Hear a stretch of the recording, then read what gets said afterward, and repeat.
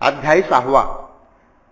भगवान कपिल म्हणाले, मेघ जसे वायूच्या योगाने इतस्तता भ्रमण करीत असताना सुद्धा त्यास वायूच्या पराक्रमाचे ज्ञान होत नाही, त्याप्रमाणे हे लोक कालाच्या महान पराक्रमास खरोखर जाणत नाहीत. स्वतःला सुख प्राप्त व्हावे म्हणून मोठ्या प्रयत्नाने जी जी वस्तू मनुष्य संपादन करतो तिचा हा सर्व समर्थ काल नाश करतो.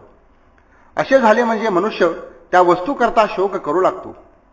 कारण पुत्र कलत्रादिकांसहित आपला देह हा नश्वर असता तो मंदबुद्धी मनुष्य आपल्या देहाच्या संबंधाने प्राप्त झालेले घर, शेत, द्रव्य इत्यादिकास अज्ञानाने शाश्वत आहेत असे मानतो. या संसारामध्ये प्राणी ज्या ज्या योनीमध्ये जन्मास येईल त्या त्या योनीमध्येच त्याला सुख वाटत असते, विरक्ती वाटत नाही. मग तो प्रत्यक्ष नरकात जरी जन्मास आला तरी देखील विष्ठाभक्षण हेच त्यास सुखप्रद वाटते. ते जोपर्यंत त्याला मिळत आहे तोपर्यंत हा देह सोडून जावे असे त्यास वाटत नाही. कारण ईश्वराच्या मायेने तो पूर्ण मोहित झालेला असतो. स्वतःचे शरीर, स्त्री, धन, पुत्र, ग्रह, पशु, बांधव यांच्याविषयी त्याच्या अंतःकरणामध्ये अनेक प्रकारचे विचार चालत असून तो आपल्यास त्यातच धन्य मानत असतो आणि त्यांच्या पोषणाच्या चिंतेने सतत चिंतातूर असतो. म्हणून हा मूढ प्राणी एकामागून एक अशी पापे करतो. मायावी स्त्रियांपासून प्राप्त होणारे एकांत सुख, लहान मुलांची मधुर भाषणे इत्यादिकांच्या योगाने प्राण्याचे अंतकरण व इंद्रिये आकर्षिली जातात. तरी तो गृहस्थाश्रमी पुरुष दुःखमयी संसारामध्ये राहून दुःखाचा प्रतिकार करण्याची खटपट करीत असतो व हे सुखच आहे असे मानतो. असा गृहस्थाश्रमी पुरुष सुख होण्याकरता ज्या धर्माचे आचरण करतो ते धर्मही त्यास फिरून संसारात पाडणारे असेच असतात. तरी त्यांचे त्या प्राण्यास ज्ञान न होऊन तो त्या संसारात सरळ विश्रांत श्रम करीत राहतो. स्त्री पुत्रांच्या पोषणाकरता तो अनेक घोर कर्मे करून द्रव्य संपादन करतो व त्या द्रव्यावर ती मंडळी यथास्थित चैन करतात. त्यांची पूर्तता होऊन काही उरले तर हा त्याचा वाटेकरी होतो. पण या कर्मामुळे याला जी अधोगती मिळते तिला मात्र ती मंडळी वाटेकरी होत नाहीत. स्त्रीपुत्रांच्या पोषणाकरता व त्या सुख मिळावे यासाठी द्रव्य प्राप्तीच्या इच्छेने हा अनेक प्रकारचे व्यापार करीत असतो. त्यात त्याच्या प्रारब्ध कर्माने तोटा वगैरे जर झाला तर त्याचा लोभ अधिकाधिक वाढत जाऊन तो आणखी तसलेच व्यापार करीत राहतो. शेवटी तो लोभाच्या पूर्ण अधीन होऊन परद्रव्याचा अपहार करण्याची त्यास इच्छा उत्पन्न होते. पण तो मंद भाग्य असल्यामुळे त्याने किती जरी उद्योग केले तरी ते व्यर्थ होतात आणि मग त्या दुर्दैवी पुरुषाच्या हातून त्याच्या कुटुंबाचे पोषण होत नाही. शेवटी माझा उत्कर्ष कसा होईल अशी चिंता करीत तो तळमळत बसतो. अशा स्थितीत त्याच्याने कुटुंब पोषण होईनासे झाले म्हणजे शेतकरी जसा म्हाताऱ्या बैलाच्या खाण्यापिण्याची हयगय करतो त्याप्रमाणे त्याची बायका मुले सुद्धा त्याच्याविषयी तिरस्कार करतात. इतके झाले तरी त्यास वैराग्य प्राप्त होत नाहीच. पुढे वार्धक्य प्राप्त झाली असता तो जरेने व्याप्त होऊन त्याचे स्वरूप विद्रूप होते. खाल्लेले अन्न त्यास पचत नाही. त्याचे सर्व व्यवहार हळूहळू कमी होत जातात. अशा स्थितीत त्याने पूर्वी मोठा प्रयत्न करून पोषलेली माणसे त्याचा फारच कंटाळा करीत असतात. एखाद्या कुत्र्यापुढे जसा भाकरीचा तुकडा टाकतात त्याप्रमाणे ते त्याला अन्न देतात. तरी तो मरणोन्मुख मनुष्य अपमानपूर्वक घातलेले ते अन्न स्वीकारतो. प्राणवायू निघून जात असता वायूच्या मार्गभूत नाड्यांमधून कफ दाटला जातो. खोकला व श्वास यापासून त्याला फार श्रम होतात व कंठ घरघर वाजू लागतो.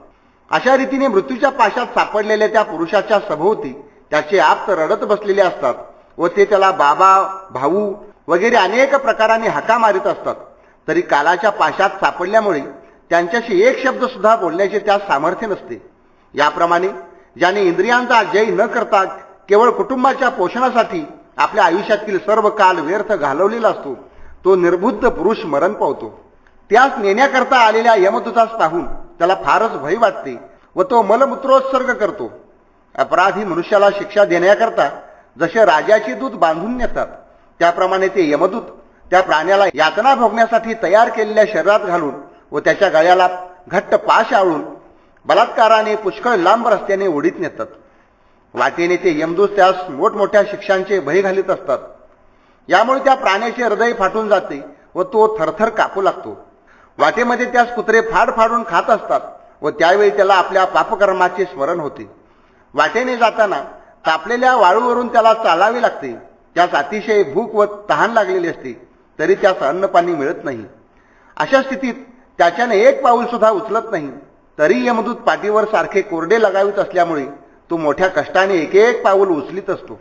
अतिशय थकल्यामुळे तो वाटेत चालताना कित्येक वेळा पडतो, तरी त्याला ते यमदूत ओढीतच असतात. पृथ्वीपासून यमपुरी 9009 योजने लांब आहे. इतका लांबचा मार्ग त्याला 3 मुहूर्तात आक्रमण करावा लागतो. एखादा फारच पापी असेल तर यमदूत त्याला 2 मुहूर्तातच तेथे ओढीत नेतात. अशा प्रकारचा दुःखमय प्रवास संपल्यानंतर त्या प्राण्यास यमपुरीतील यातनांचा अनुभव मिळण्यास सुरुवात होते. त्याच्या अंगाभोवती जळकी लाकडे बांधून त्याला भाजतात. त्याच्या शरीराचे मांस त्याच्या स्वतःकडूनच तोडवून ते त्यास खायला लावतात किंवा इतरांकडूनही तोडवून दाखवतात. तेथे असलेली कुत्री, गिधाडे त्याची आतडी ओढून काढतात. सर्प, विंचू इत्यादी विषारी प्राणी त्यास चावून पीडा देतात. शस्त्राने त्याचे अवयव तोडतात. मत्त गजाकडून त्यास तोडून त्याचे तुकडे तुकडे करतात. कित्येक वेळा त्यास पर्वताच्या कड्यावरून लोटून देतात, तर कित्येक वेळा त्यास चिखलाच्या खाड्यात बुडवून ठेवतात. अशा प्रकारे त्याचे हाल करून मग त्या जीवास त्याच्या कर्मानुसार तामिश्र, अंधतामिश्र, रौरव इत्यादी नरकात ढकलून देतात. हे माते, कित्येक विचारशील पुरुष तर स्वर्ग अथवा नरक याच लोकी आहे असे म्हणतात. कारण या लोकांमध्येही नरक संबंधी यातना भोगणारे कीटकाधिक प्राणी प्रत्यक्ष दिसून येतात.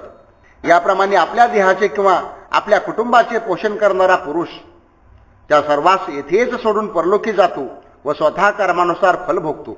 प्राण्यांची हिंसा किंवा द्रोह करून ज्यांचे पोषण केले ते सर्व येथेच राहतात आणि त्याने केलेले पाप मात्र त्याच्याबरोबर जाते व त्यास नरकास प्राप्त करून देण्यास उपयोगी पडते.